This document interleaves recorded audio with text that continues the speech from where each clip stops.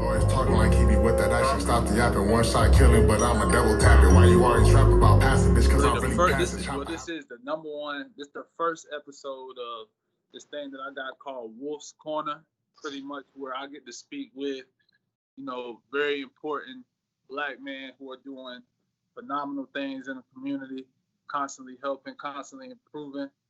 And it's someone who I really wanted to highlight today. I'm gonna get into the topic that we're speaking on a little later, but I just want to give you an opportunity to introduce yourself to him and let the world know who you are. All right. Well, first of all, it's an honor and a privilege to be here with you, Stefan. It's great to see you grow into the man that you have become, and it seems like you are constantly trying to pursue your best version of yourself. All right. And when I saw your previous post, I wanted to reach out and just give any input I could.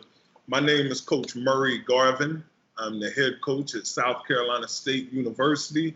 I had the pleasure of coaching Stefan when he was at Winston-Salem State. Right. Assistant there, I think, for your first 3 years, right?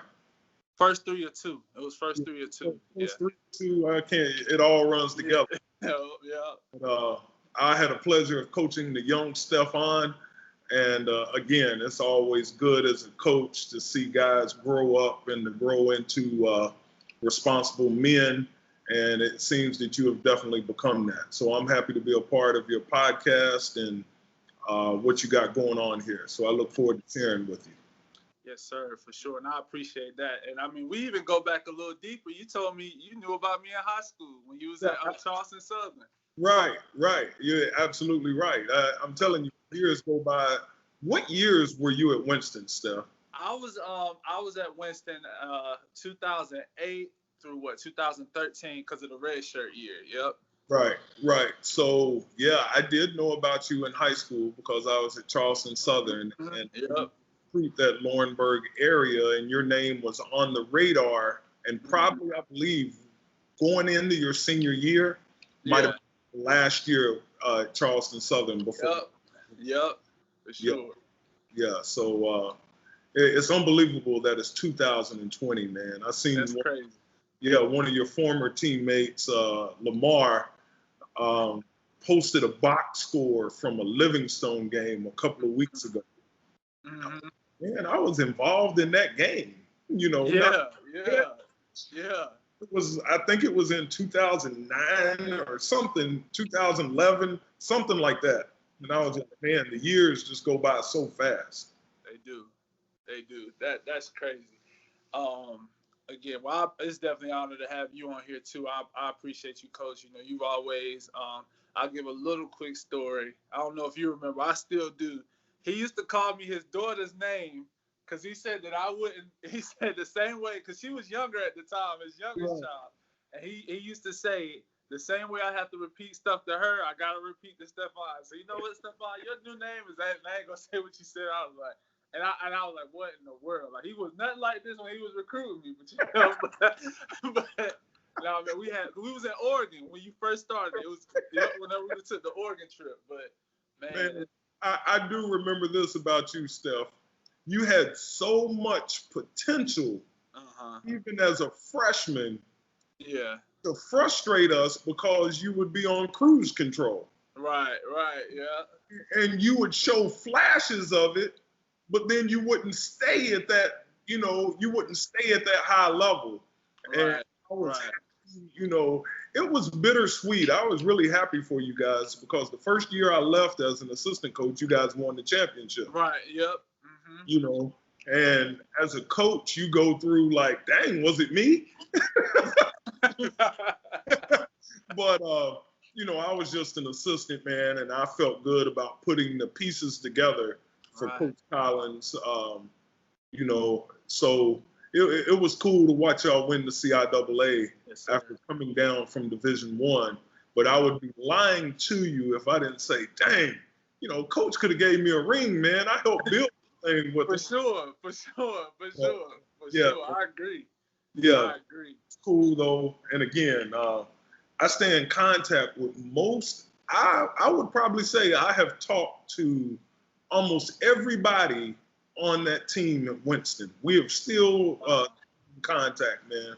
From Lamar to Paul Davis to Wow. Big Six to the president Andrew Jackson, Wow. Yeah, yeah. Dominic Austin to Brian Fisher, of course Shelton Carter. That was like my son. Oh yeah, yep. So the relationships, man, and coaching, they're from cradle to grave. And I'm really thankful. You guys keep me young. Yeah, for sure. For sure. Well, I'm not going. We could talk about this all day. We could really Right. go back and just reminisce all day. So, Yeah. I'm gonna really get into it. For the people who may not have seen, I made a post that really was sparked from my podcast. Another one of his players, Ricky Bolton, actually jump started the conversation. He and Lamar Munger, as you just spoke, they both kind of jump started the convo, and we were really getting into the nuances and what it actually means to play basketball, because both schools are as that we're talking about are HBCUs, South Carolina State as well as Winston-Salem State, that we both are a part of.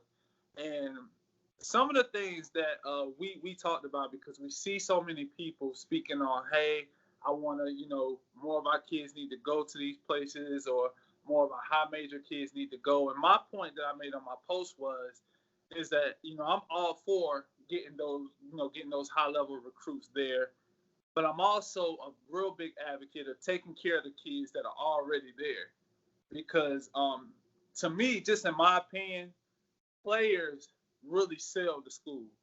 Right. At the same time, we look at big schools. I'm not gonna throw any names, but you'll look at the big schools and you'll see them. We don't really know about the students or the tradition of those schools, but you will always know who the players are.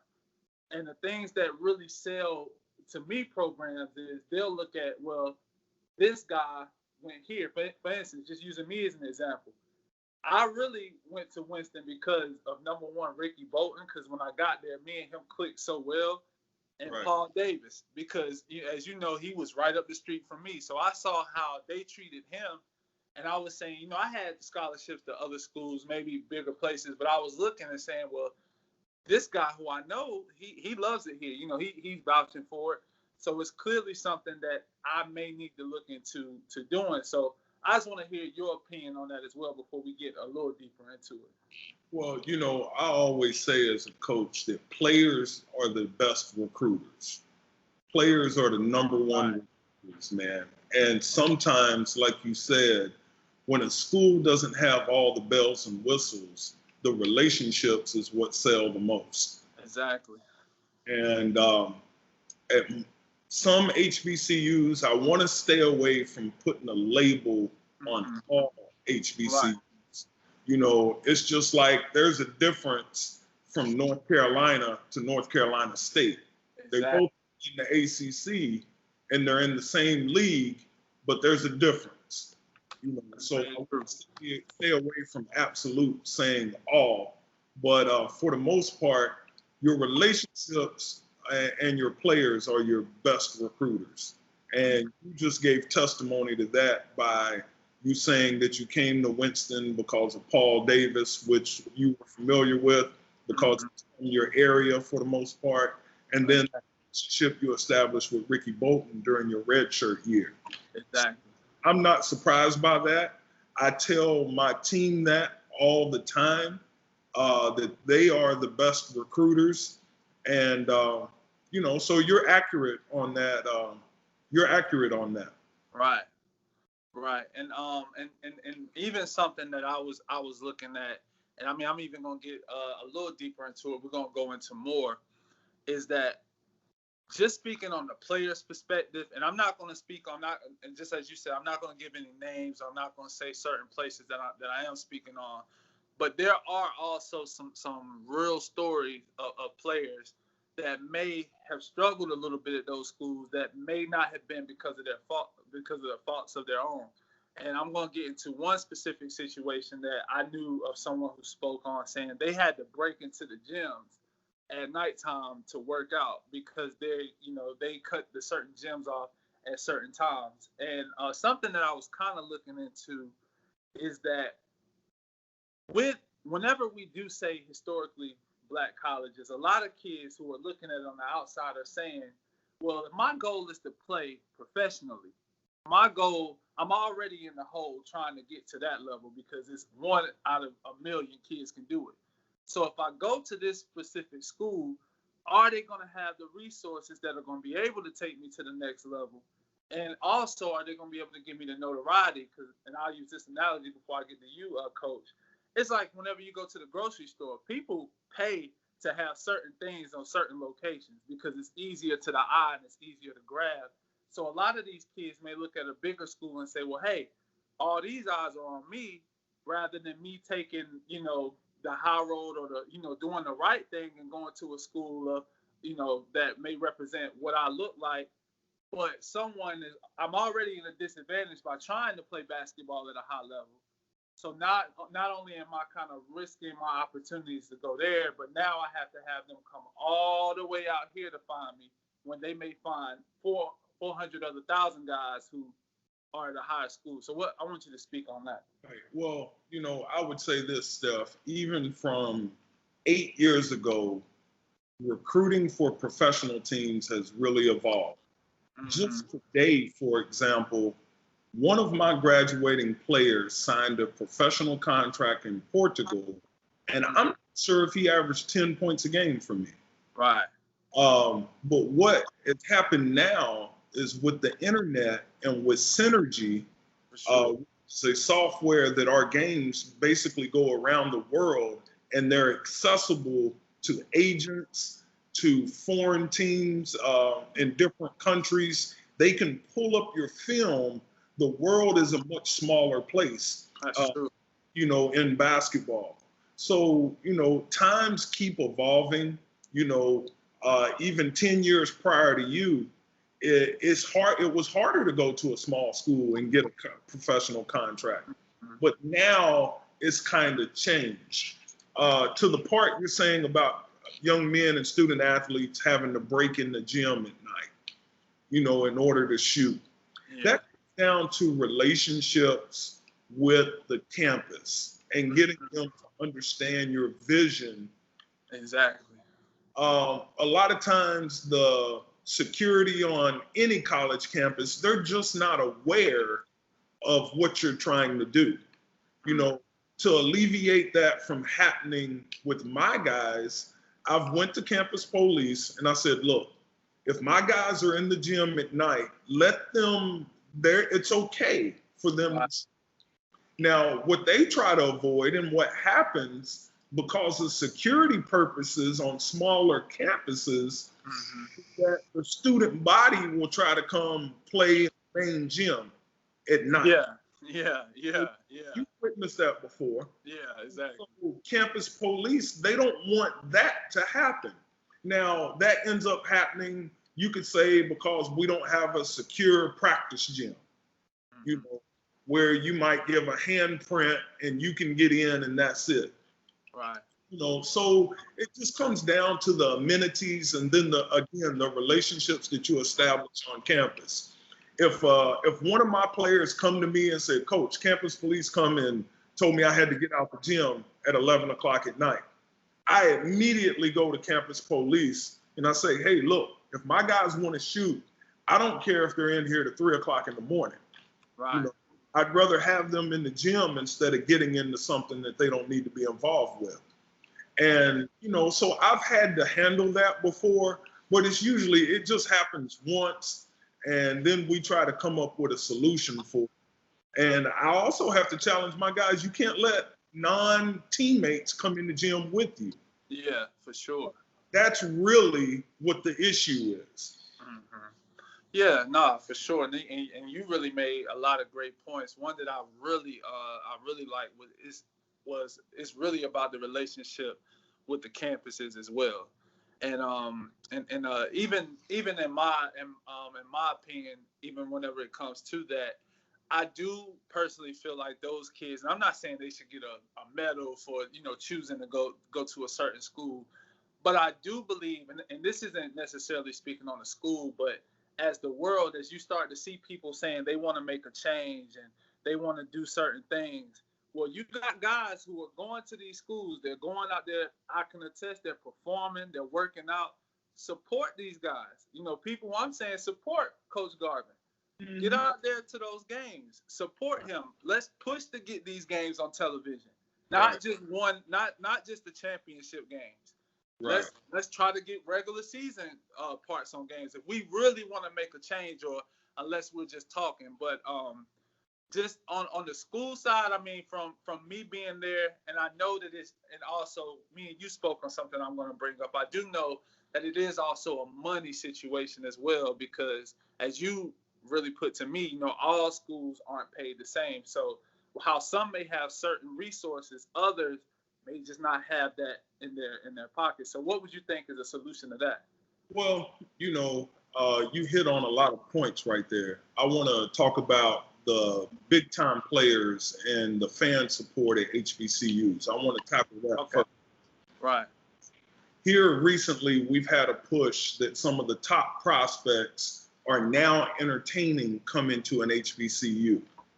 Mm-hmm. And when they say an HBCU, see, a lot of people miss the mark on this. They're really talking about the Division I HBCUs. Right.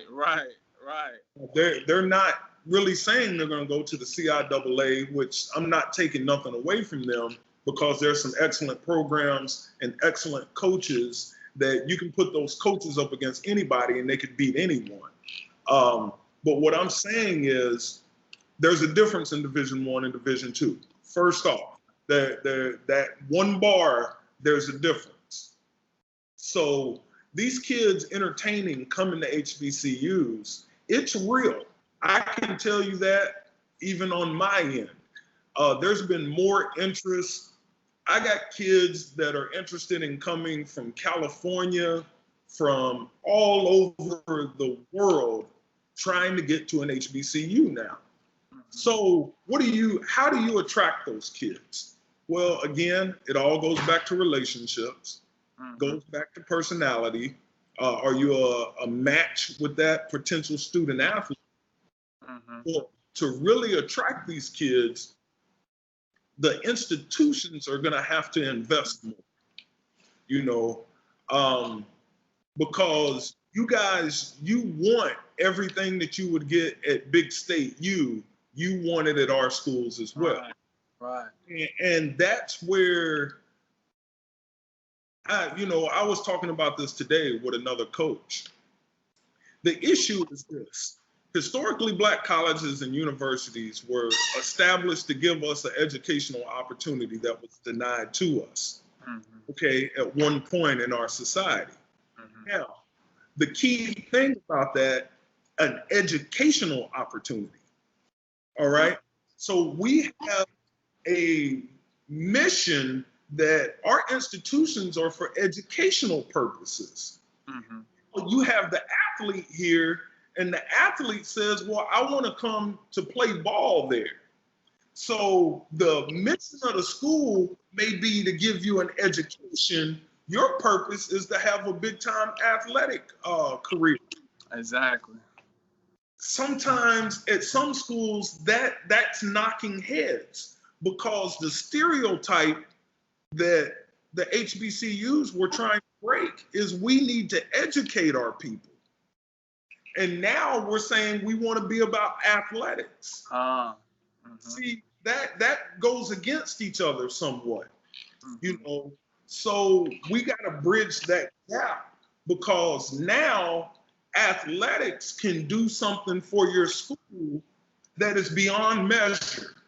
I mean, you seen with what the NBA just did yesterday when they shut it down. Okay, it's caused, I mean, you got more people popping up with opinions than you could imagine. Right. But the example that I want to use is that sports is a major, major deal in our culture. And sports can elevate your university. There's no doubt about it. It's just some universities don't choose to use it in order to elevate their profile. And, you know, to me, that kind of sums up. And again, it's not all schools. It's not all, you know. and I stay away from those absolutes.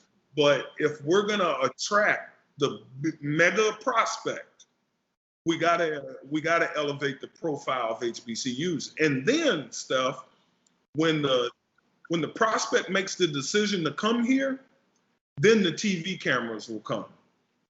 For sure. I believe one of the schools in our conference, they're going to have more televised games this year than they've ever had. Right. I'm not mentioning their name, but everybody knows who I'm talking about. Well, I can mention their name. It's not a big deal. Howard, they're going to have a lot of televised Yeah. because of the young man that decided to go to Howard. Mm-hmm. And all that's going to do is it's going to make every other school realize that, wow, we can get this type of attention Right. by a student athlete choosing to come to our school. So it's going to be a shot in the arm for everybody in HBCU basketball. Okay. And I think you really, I mean, honestly, because I'm big on solutions. So, you know, I know that we always have problems, but I'm big on finding solutions. Like, Right. I'm always, you know, how are we going to fix a certain issue? The problem's going to stay there until you find it. But you hit a lot of points, and one that I really do like is that it's really about getting that support and understanding that, you know, these guys can come in and maybe change your programs, you know, from everything to the points that once you get one, then you start to get more. And once you get more of those guys, now this HBCU that may, I mean, just being honest, that may be looked at as a second tier athletically, or it's not, you know, near like you said, the big states. People are going to start to say, no, those guys down there are serious, as you already are. Right. All you need, see, there's going to be so much emphasis on the young man that come to Howard this year. If he is a draft pick the following year, the floodgates are going to open up. Yeah. You know, and it's a lot of pressure, man. He has, he's taken a chance and bet on himself. But if he comes in and he's successful, and I hope that he is successful, except for 2 or 3 nights a year. Right. I hope he averages 25 and 12 a game, and he dominates. And then when we play him, he gets, you know, he don't play that well. Right. If he comes in and he's a draft pick, it's going to give so much. It's going to open up the floodlines, man.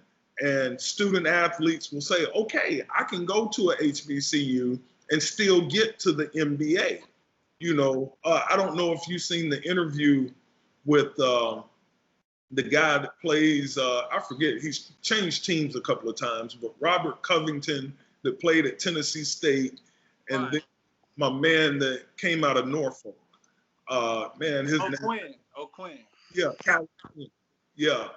And, you know, they talked about just getting the opportunity, you know, showcase their talents on the NBA level. They didn't feel any less than anyone else. Right. And I had to put my phone on the charge. You guys, but let me coming back in. So yeah. Yeah. So, you know, it's possible, Steph. It is possible. We just got to get more of our potential prospects to say, hey, look, they're not going to have the big arena, okay? They're not going to have the elaborate practice facility. But if we get enough of them to come, eventually that will happen. Right.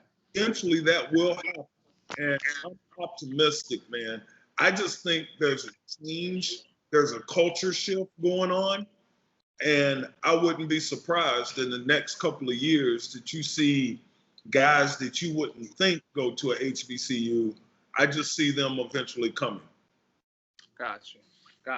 And so, because I know we've been, like I said, yes, I'm super glad that you really you know, decided to come on here, because you hit a lot of great points. What I do want to say is, and we'll kind of close off a little bit with this, is that, so what is your opinion about the support from outside people whenever it does come to the HBCUs? Because those are certain things that I'm saying too, because again, I am definitely pro-athlete, and I've seen the struggles of guys at CIAA schools. I know that and I've also I'm sorry, but I also say it struggles in pretty much any schools, even PWIs. But I have seen them firsthand. I mean, when I speak on them, I'm talking about specifically St. Paul. How we played them a couple years, and then next thing we know, they're not even a school anymore. Right. So so with me, which I always keep the athletes at the top of my, because I know what they do. But what about how we can get the people to come in and support and to really uplift? Because once the people do support and start putting back or start helping or start getting these voices out there that are so high, how will that then translate over to helping the athletes as well? It would help tremendously because it's all revenue generated. Mm-hmm. One of my favorite rap groups made the song Cash Rules. Right. Wu-Tang said, cash rules everything around me. Right. You could follow the money trail to follow where success is going to happen for the most part. Keep this in mind too. And I just thought about this when you were asking the question. How do we get more fan support at HBCUs? First of all, we have to welcome everybody. Mm-hmm. HBCUs says historically Black, okay? There's a lot of people that are intimidated to come onto our campuses for no other reason, just because it says historically Black. Right. You know what I'm saying? Some of our HBCUs, and I said some, are not in the best neighborhoods. So how can I get that person that really don't come into that neighborhood to come into our campuses? So we have to open ourselves up and make everyone feel welcome. For example, when you first got to Winston, we were playing in Winthrop Coliseum, right? I mean, not Winthrop Coliseum, but Winston Coliseum. Right. Mm-hmm. We were playing over there. Well, you might have had a more diverse crowd that felt comfortable coming to that Coliseum instead of coming to games on campus. You get what I'm saying? So the history goes against exactly what we're trying to do. It shouldn't, it shouldn't go against it, but it does. There's people that are just intimidated just because they don't know, And I tell you this, you come to an HBCU basketball game, you're going to love it. Yeah.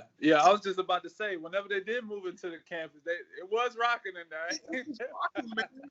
And you come to a game, and I try to encourage people, just come to one game, and I guarantee you'll come back because the atmospheres are unbelievable.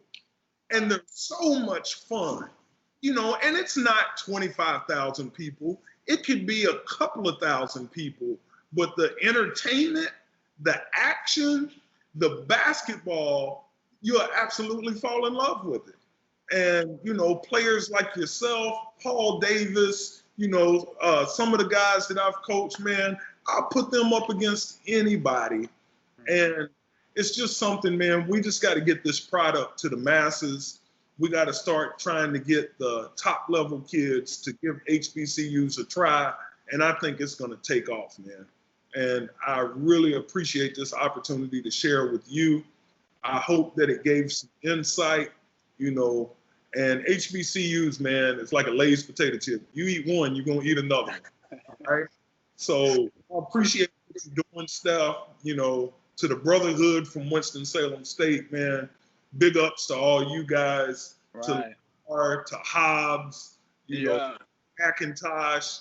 Mark Wells, and can't forget my boy. Yeah, Marcus Wells, and the dad that he is now. Forget the prayer when he said, "Lord, this is Marcus." You remember?